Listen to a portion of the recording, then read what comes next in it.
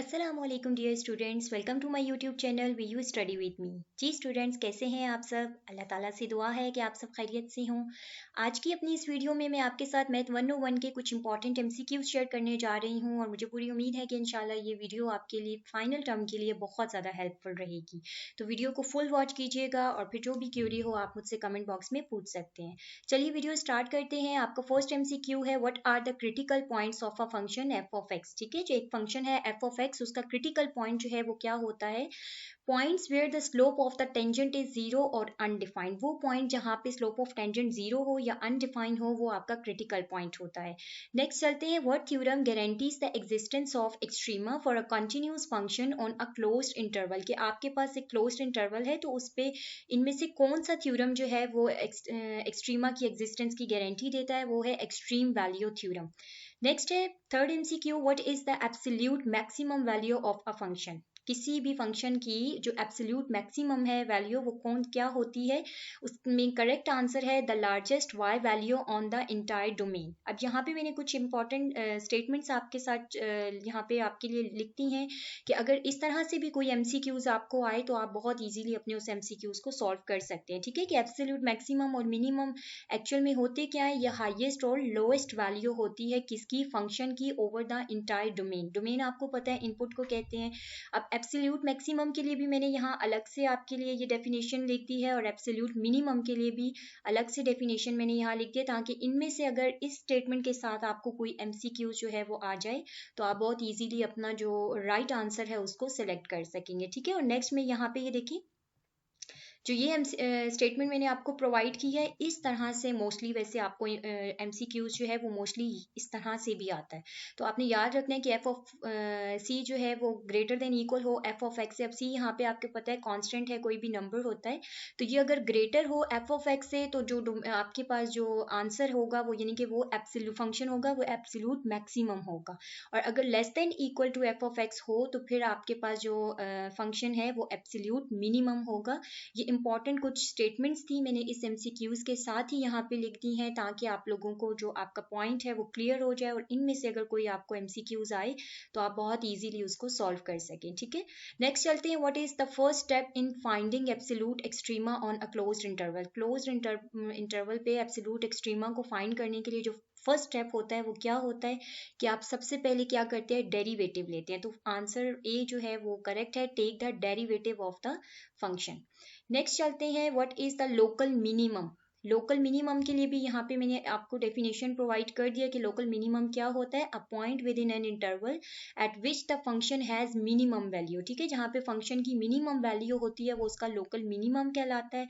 और यहाँ पे एमसीक्यूज के लिए भी आप फर्स्ट जो है ऑप्शन सेलेक्ट कर सकते हैं, the lowest value in a small neighbourhood around x. ठीक है, और इसके अलावा अगर आप में से कुछ स्टूडेंट को डेरिवेटिव का अगर कहीं पे कोई इशू है तो आप लोग मुझे कमेंट बॉक्स में बता सकते हैं और मैं इंशाल्लाह एक ट्राई करूंगी कि मैं उस पर एक वीडियो बना के इजी सी मैं आप लोगों को प्रोवाइड कर सकूं। ठीक है, नेक्स्ट चलते हैं, if f dash c equal to zero what must be true about f of x. F dash c यहाँ पे मतलब ये है कि ये फर्स्ट डेरिवेटिव की बात हो रही है कि अगर आपका जो फर्स्ट डेरिवेटिव है उसमें आप पॉइंट पुट करें इक्वल टू और वो इक्वल टू जीरो आ जाए तो फिर उसके लिए क्या है? अबाउट एफ ऑफ एक्स क्या ट्रू होगा कि f of x has a horizontal tangent line at सी।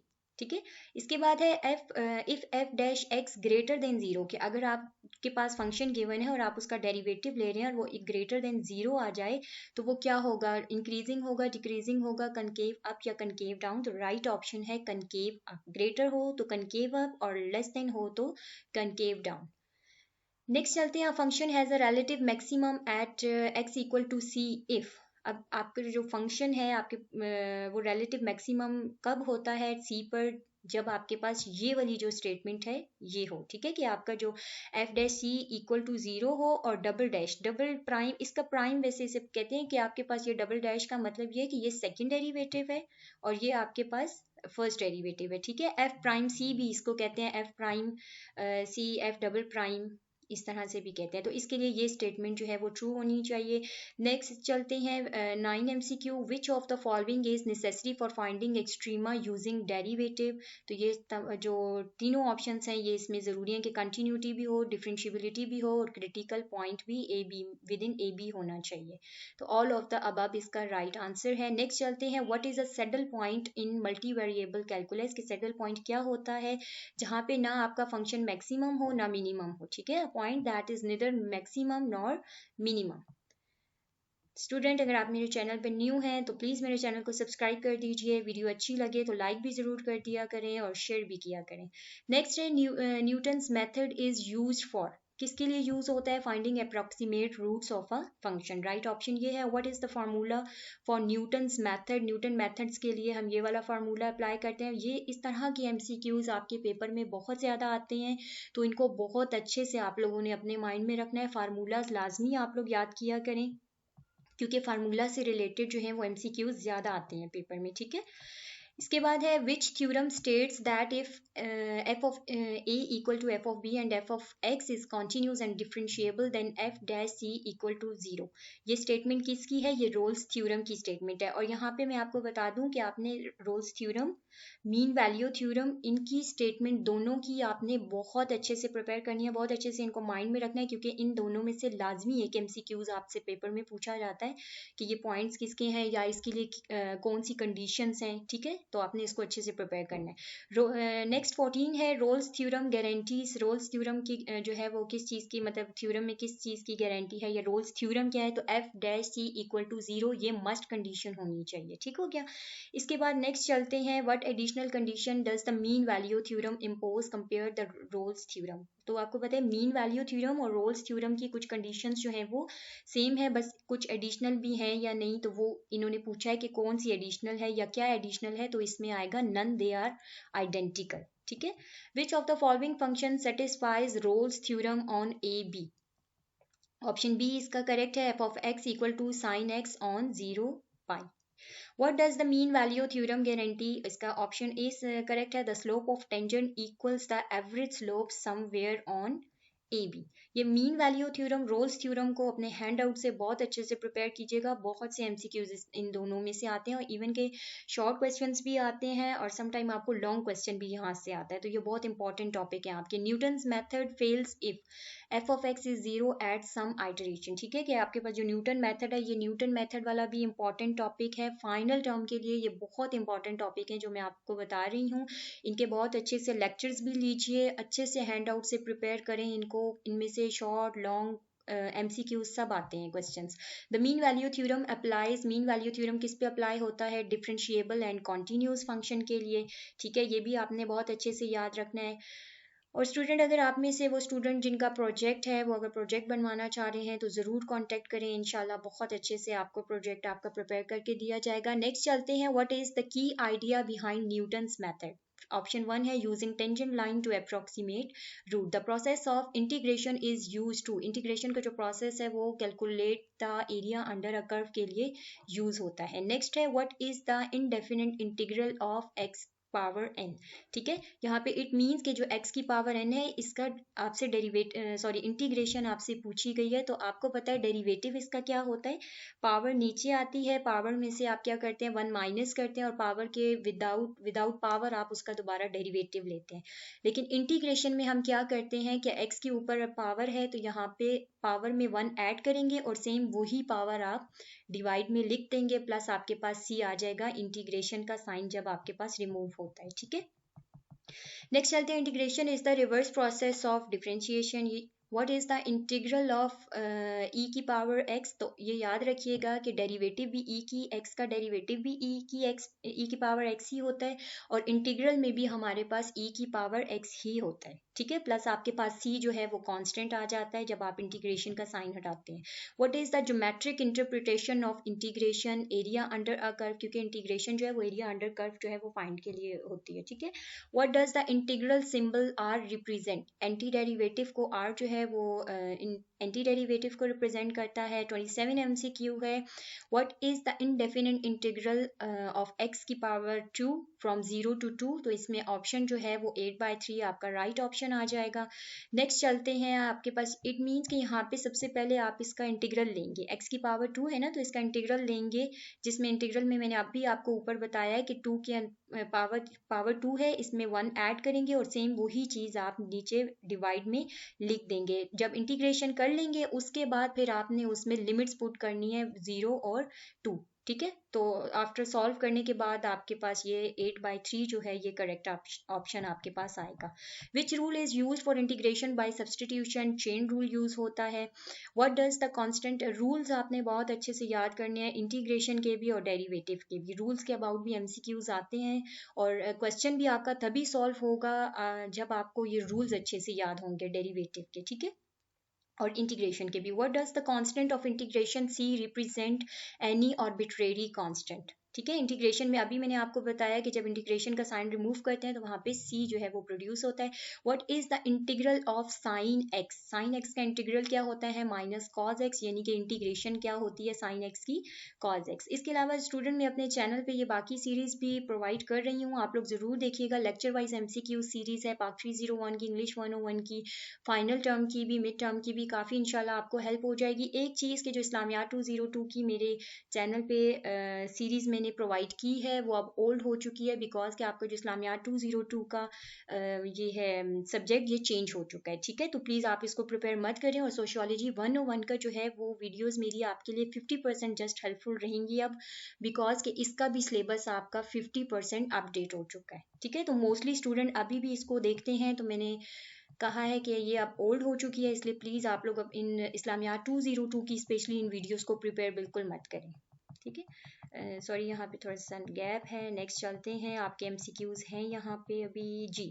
31 है what is the primary goal of integration by substitution? First option correct है। नेक्स्ट चलते हैं, which function is chosen as used u in substitution? ठीक है, third option इसका correct है। What is the general formula for substitution in integration? ये सारे अब आपसे वही फार्मूलाज पूछे गए हैं और यहाँ पे आपके पास रूल्स भी इंटीग्रेशन के यूज हो रहे हैं। 34 MCQs है, what should be done after evaluating the integral in terms of u? Replace u with the original variable. Correct option है what is the integral of sin 5x? ठीक है, यानी कि साइन x है ना, लेकिन साइन 5x है, तो उसका इंटीग्रेशन आपके पास क्या होगी? ये B जो है ये इसका करेक्ट ऑप्शन है। इंटीग्रेशन लेनी आपको आनी चाहिए, इंटीग्रेशन किस तरह से करते हैं, डेरिवेटिव किस तरह से लेते हैं, वेरिएबल हो या कांस्टेंट हो उसका इंटीग्रेशन क्या होगी या डेरिवेटिव क्या होगा, सब बहुत अच्छे से प्रिपेयर करना है। What is the purpose of sigma notation? To write sums in a compact form. 37 है the what does the upper limit of summation indicate?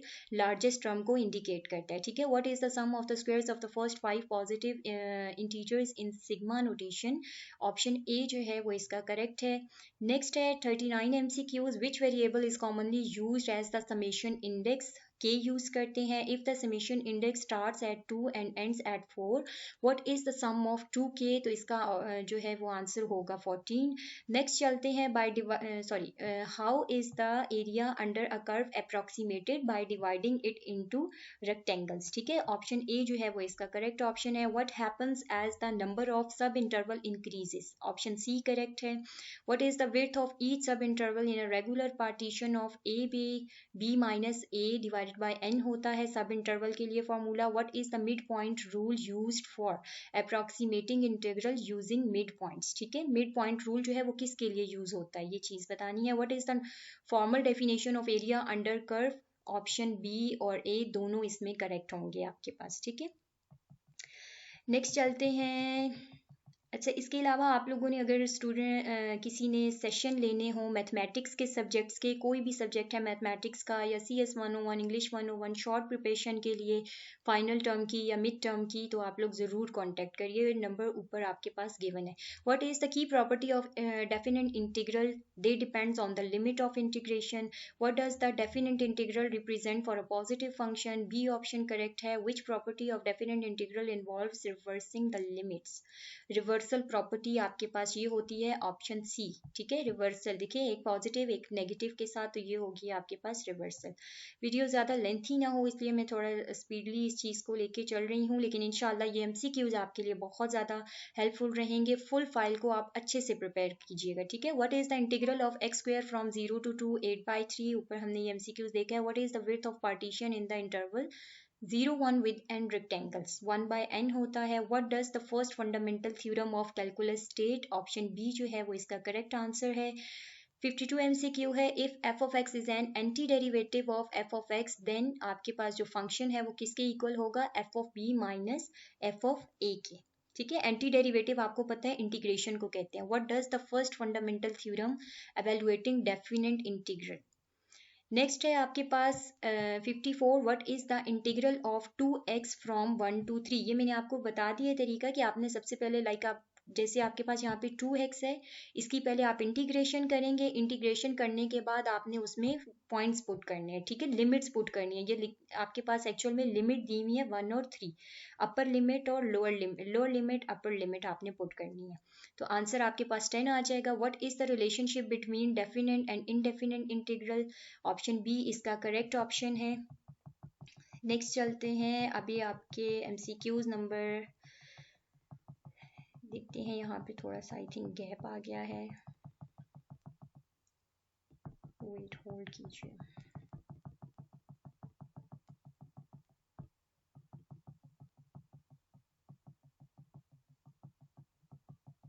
Ji, MCQ number 56 है। Which of the following represent the Taylor series expansion for f of x about x equal to a।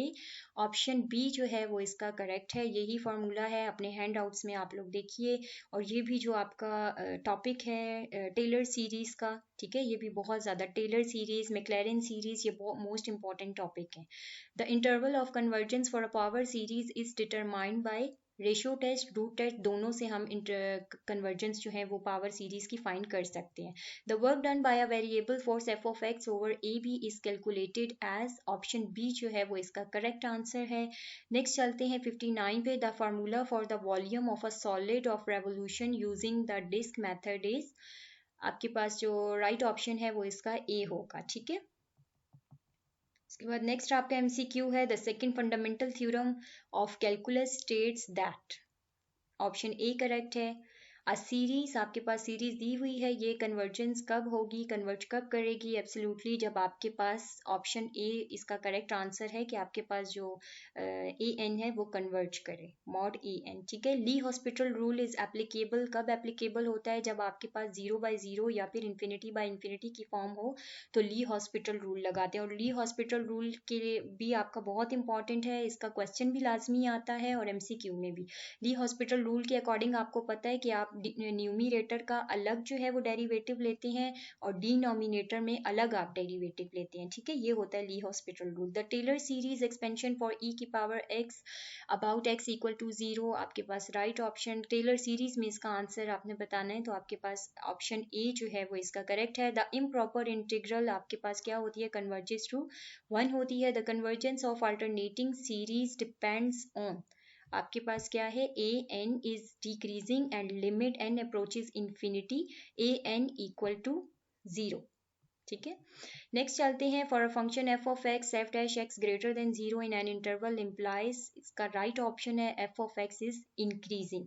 The length of a curve y equal to f of x from x equal to a to x equal to b is, right option है A. The volume of a solid using cylindrical shells is calculated at, इसका भी right option है आपके पास A. 69 MCQ an alternating series is conditionally convergent if it converges but not absolutely, ठीक है। The Maclaurin series for sine x is, option A इसका correct है। ये मैंने आपको बताया कि मैक्लैरेन सीरीज और टेलर सीरीज ये मोस्ट इंपॉर्टेंट है।